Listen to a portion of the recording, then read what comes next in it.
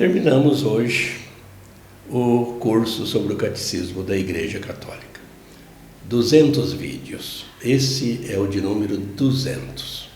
Terminando nossas reflexões sobre o Pai Nosso.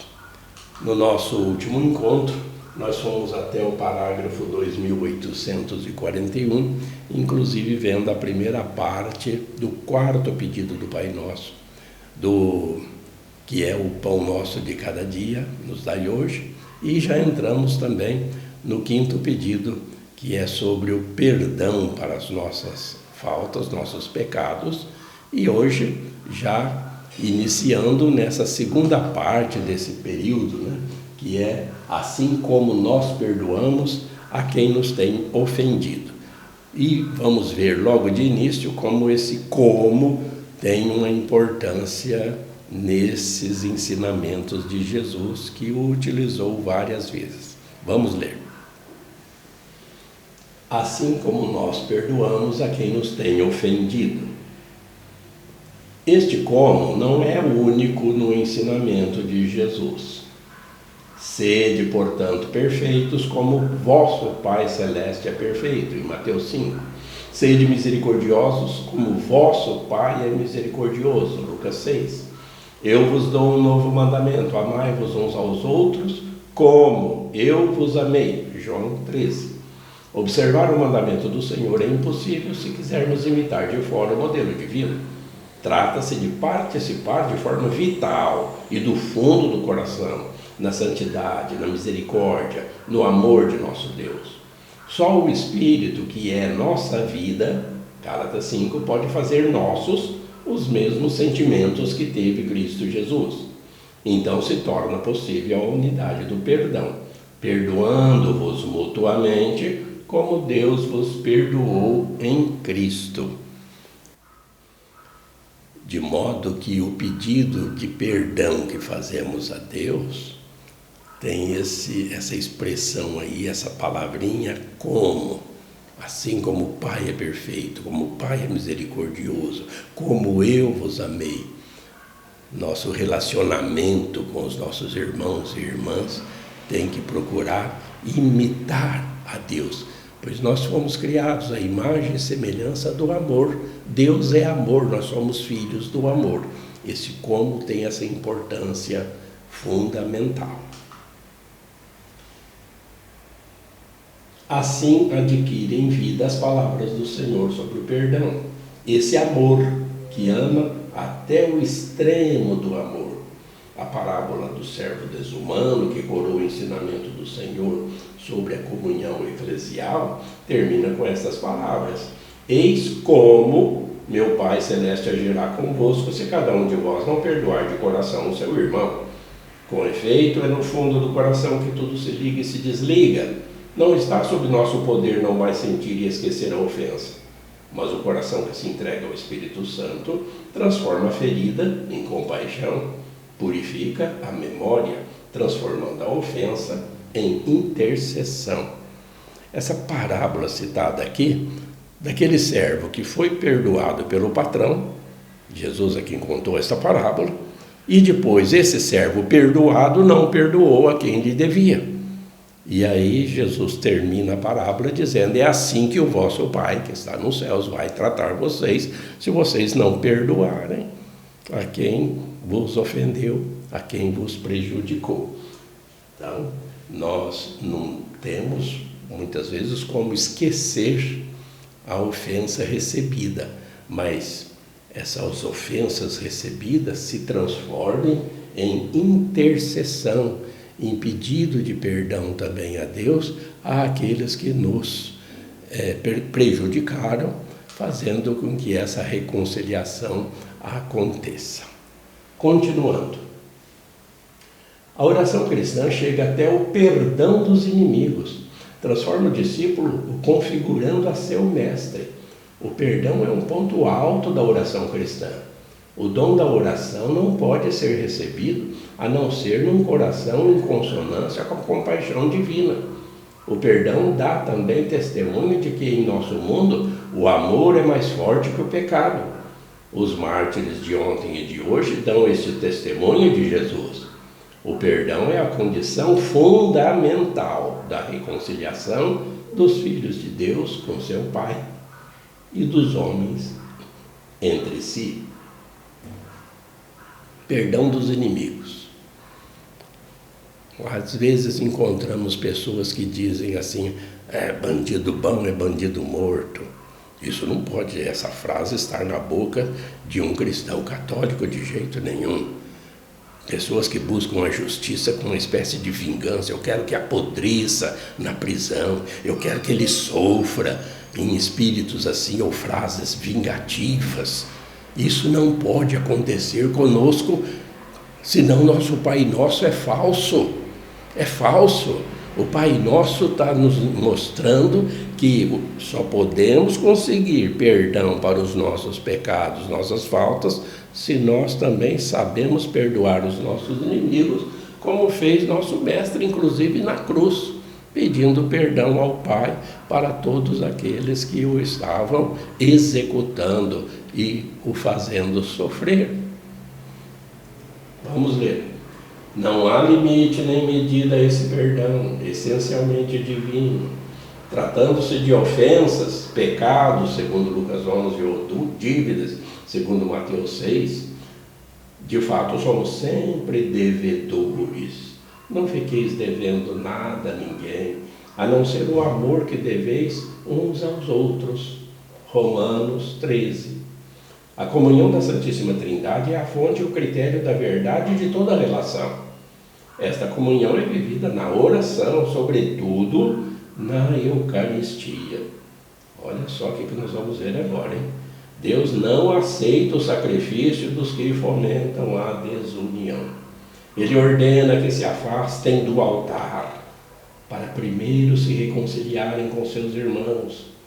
Deus quer ser pacificado com orações de paz. Para Deus, a mais bela obrigação é nossa paz, nossa concórdia, a unidade de todo o povo fiel no Pai, no Filho e no Espírito Santo. Até no Antigo Testamento, nós vemos como que Deus abomina os sacrifícios feitos pelos aqueles que se dirigem a Ele, sendo que são exploradores, pessoas sem escrúpulos, pessoas vingativas. Não pode. Tantas pessoas também que frequentem as missas, frequentam as missas, se alimentam da Eucaristia, mas são pessoas falsas, pastores falsos, gente vingativa, gente que não tem um comportamento adequado, de acordo com a lei moral, de acordo com os mandamentos, pessoas exploradoras, pessoas, às vezes, autoridades de todos os níveis, em todas as nações, que participam de missas e vão até lá e comungam, recebem a Eucaristia, mas têm um comportamento pecaminoso, estão em pecado, não se reconciliam, prejudicam, perseguem outras pessoas. É claro que esses sacrifícios dessas pessoas não têm valor, nem a oração do Pai Nosso não tem valor, porque está faltando o essencial. Terminando o tópico 5, vamos ler o de número 6. Não nos deixeis cair em tentação. Penúltimo pedido. Este pedido atinge a raiz do anterior, pois nossos pecados são fruto do consentimento na tentação. Pedimos ao nosso Pai que não nos deixe cair nela. É difícil traduzir com uma palavra só a expressão grega, me eisenerges, que significa não permitas entrar em, não nos deixeis sucumbir à tentação. Deus não pode ser tentado pelo mal e tampouco tenta alguém. Tiago 1, ele quer, ao contrário, nos livrar da tentação. Nós lhe pedimos que não nos deixe enveredar pelo caminho que conduz ao pecado. Estamos empenhados no combate entre a carne e o espírito, Este pedido implora o espírito de discernimento e de fortaleza. Não é que Deus vai permitir essa tentação para que nós sucumbamos, não. Nós estamos pedindo para que Deus nos ajude com a força do seu Espírito, com a fortaleza, os dons que dele recebemos na caminhada da santidade, para resistir às tentações que vêm de fora sobre nós.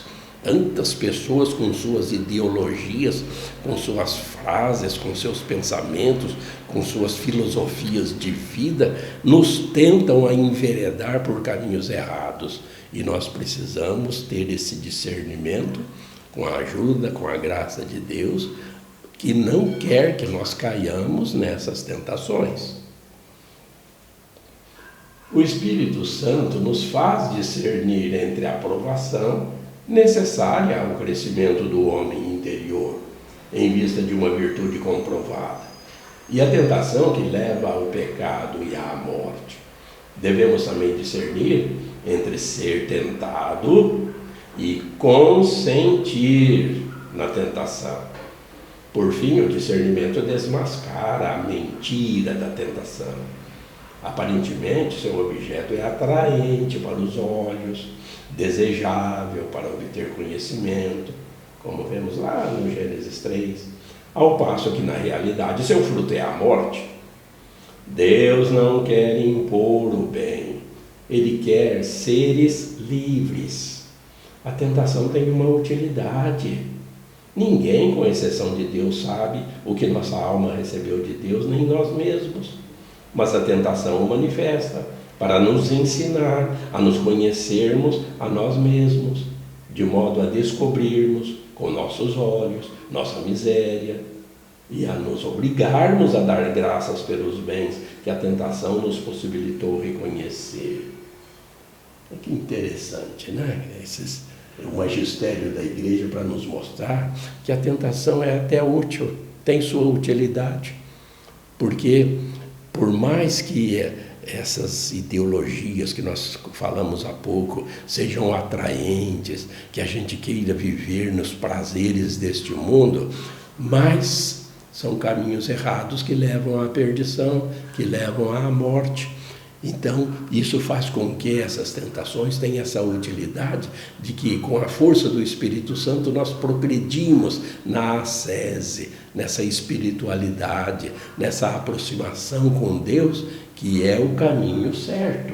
Então, essas tentações que Deus permite, elas existem, mas nós temos que saber discernir, e isso nos ajuda realmente, porque não, isso aí está errado, não vou cair nessa tentação. Aqui que vem essa diferença entre ser tentado, todos nós somos tentados. O que não se pode é consentir com a tentação e cair no pecado.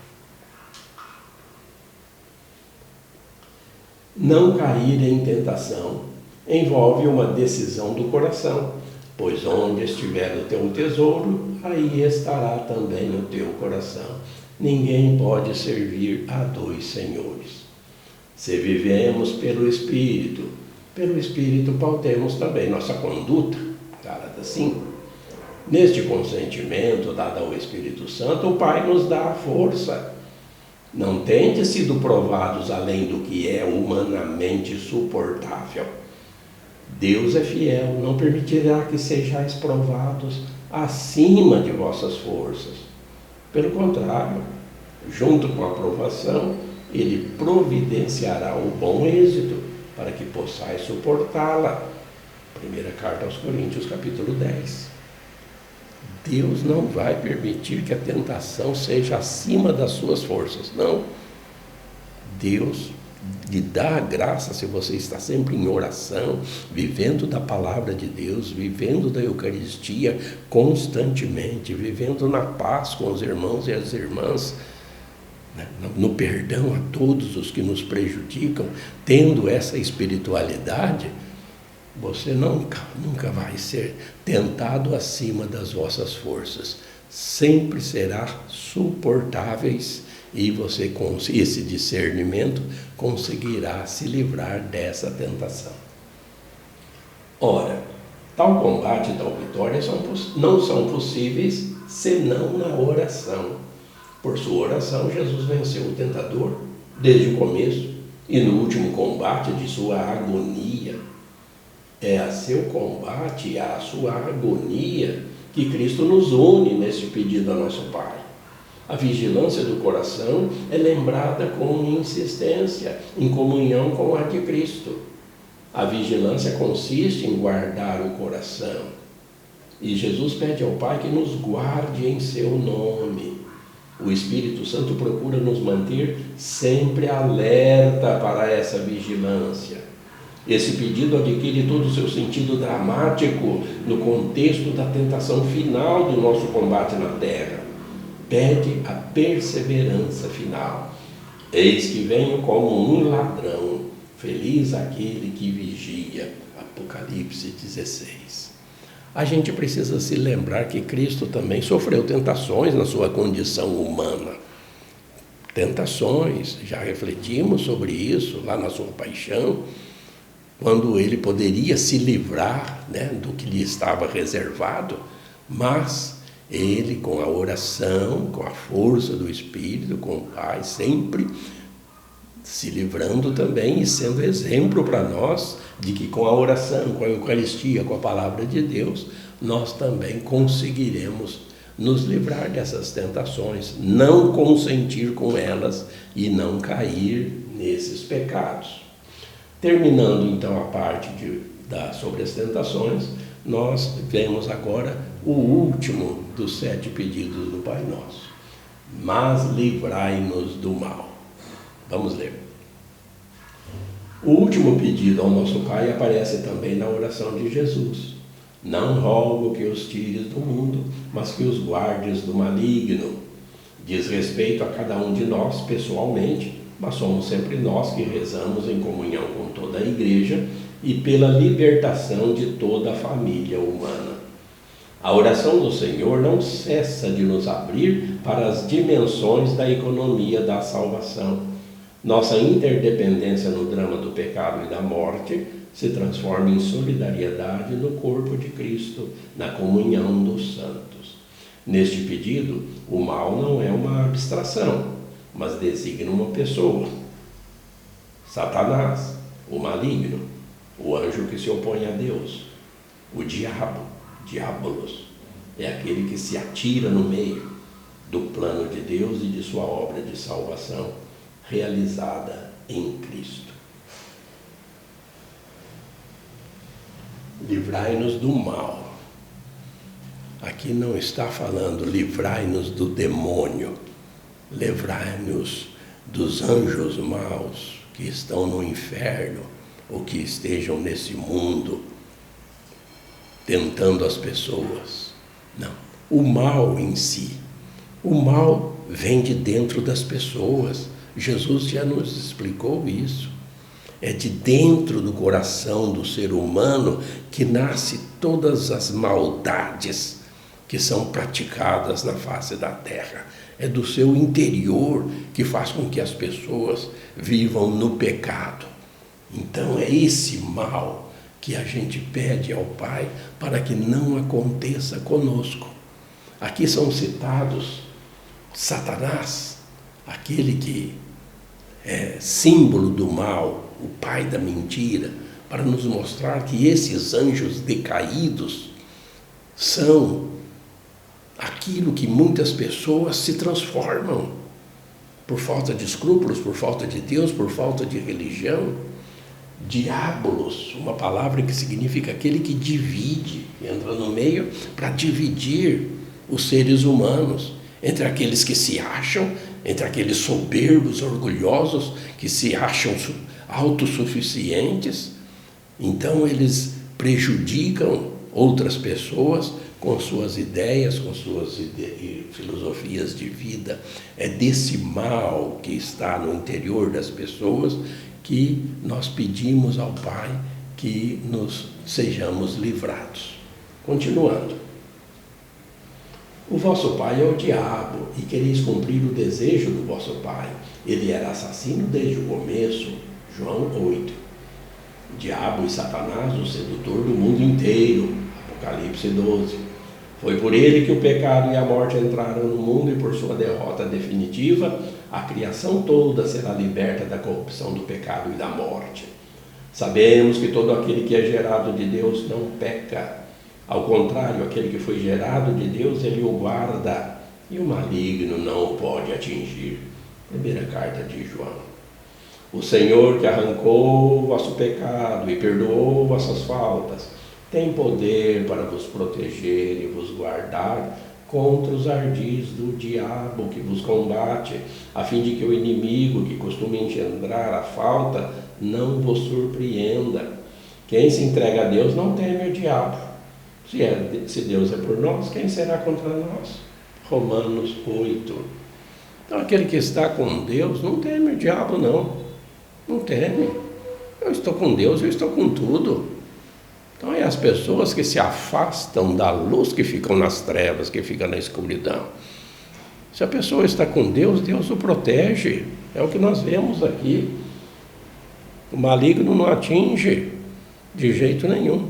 E o maligno talvez sejam as próprias pessoas humanas, pessoas endemoniadas, são essas pessoas que praticam o mal, achando que precisam ser felizes com os prazeres, com as riquezas, com os bens, com mordomias. Pessoas que exploram, pessoas que praticam injustiças sociais, são essas pessoas dominadas pelo mal, pelo maligno, ou pessoas endemoniadas que prejudicam a sociedade.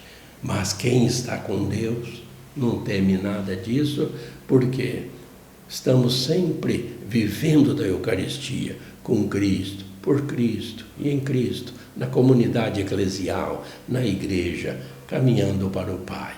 Esse os mal não atinge. Vêm tentações, como nós já vimos, mas não consentem com elas.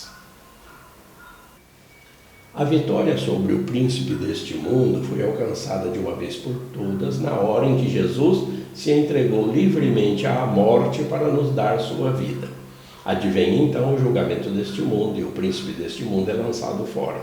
Ele se põe a perseguir a mulher, Apocalipse 12, mas não a pode agarrar. A nova Eva, cheia de graça por obra do Espírito Santo, é preservada do pecado e da corrupção da morte. Imaculada Conceição, Assunção da Santíssima Mãe de Deus, Maria, sempre virgem. Cheio de raiva por causa da mulher, o dragão começou a combater o resto dos filhos dela, Apocalipse 12. Por isso o Espírito e a Igreja rezam: vem, Senhor Jesus, Apocalipse 22, porque a sua vinda nos livrará do mal. O Catecismo nos mostra que o diabo, Satanás, o demônio, ele odeia a Deus e as suas criaturas, simbolizadas aqui pelos filhos da mulher santa e imaculada, Maria, a nova Eva. Mas Deus está sempre ao nosso lado, nos protegendo. Por isso, nós também sabemos que a vitória final vai ser a vitória de Deus, a vitória do bem. Vai ser extirpado o mal e nós viveremos no reino eterno com Deus. Continuando. Ao pedir que nos livre do mal, pedimos igualmente que sejamos libertados de todos os males, presentes, passados e futuros, dos quais o maligno é autor ou instigador. Neste último pedido, a Igreja traz toda a miséria do mundo diante do Pai. Com a libertação dos males que oprimiam a humanidade, ela implora o dom precioso da paz e a graça de esperar perseverante o retorno de Cristo. Rezando dessa forma, ela antecipa na humildade da fé a recapitulação de todos e de tudo naquele que detém as chaves da morte e da morada dos mortos. Apocalipse 1. Aquele que é, que era e que vem, o Todo-Poderoso. Livrai-nos de todos os males, ó Pai, e dai-nos hoje a vossa paz. ajudados por vossa misericórdia, sejamos sempre livres do pecado, protegidos de todos os perigos, enquanto, vivendo a esperança, aguardamos a vinda do Cristo Salvador. Oração tão bonita, né? Presente em todas as missas, depois da oração do Pai Nosso. Então nós vemos aqui que nós vamos ser libertados de todos os males, né? Isso é pacífico, vai acontecer tudo isso porque nós estamos rezando com Cristo. É Cristo que reza conosco, é o Espírito Santo que reza conosco. E Jesus, à direita do Pai, sempre intercedendo por nossa libertação final de todos os males. E assim a gente termina os 7 pedidos do Pai Nosso, nossas reflexões. Falta uma doxologia final, que está incluída em muitas orações do Pai Nosso, né? Pois vosso o reino, o poder e a glória, são palavras de louvor, é o significado de doxologia, né? Palavras de louvor, que o Pai Nosso termina assim, e depois com o amém final, o assim seja. Vamos ler? A doxologia final, pois vosso é o reino, o poder e a glória, retoma, mediante inclusão, os 3 primeiros pedidos a nosso Pai. A glorificação do seu nome, a vinda do seu reino, o poder de sua vontade salvífica. No entanto, esta retomada ocorre sob forma de adoração e de ação de graças, como na liturgia celeste. O príncipe deste mundo atribuirá a si, mentirosamente, esses 3 títulos de realeza, de poder e de glória. Cristo, o Senhor, os restitui a seu Pai e nosso Pai, até lhe entregar o reino, quando será definitivamente consumado o mistério da salvação e Deus será tudo em todos. Em seguida, terminada a oração, tu dizes amém, corroborando por este amém, que significa que isto se faça, tudo quanto está contido na oração que Deus nos ensinou. Naquelas tentações de Jesus que vemos no Evangelho, o príncipe deste mundo, as pessoas em geral também, não é só o demônio, as pessoas que têm maldade no coração, eles atribuem a si a realeza, o poder e a glória, mentirosamente, como vemos aqui. Mas isso não vai acontecer nunca, porque os poderosos cairão de seus tronos, serão destronados. E, como já vimos, o mal vai ser vencido, porque Jesus Cristo é quem tem a chave, né, da morte, da morada dos mortos, e ele ressuscitado é que tem todo o poder, todo o reino, toda a glória. E esse reino, no final, restituído ao Pai, onde Deus será tudo em todos. Assim seja. É o amém final que nós dizemos no final da oração dominical do Senhor. Terminamos, assim, o curso sobre o Catecismo da Igreja Católica. Nosso último encontro. 200 encontros, 200 vídeos. Esperamos, assim, sempre contribuir com a sua formação, sempre procurando se aproximar de Deus, relê-los, revisitá-los, assistir de novo. Isso sempre será útil para a nossa caminhada de fé. Senhor, aumentai a nossa fé. Foi assim que começamos lá no primeiro encontro, e assim nós queremos terminar, desejando que você sempre esteja com a sua fé em crescimento, em ascensão espiritual. Tá bom? Combinado? Fique sempre com Deus e Deus te abençoe.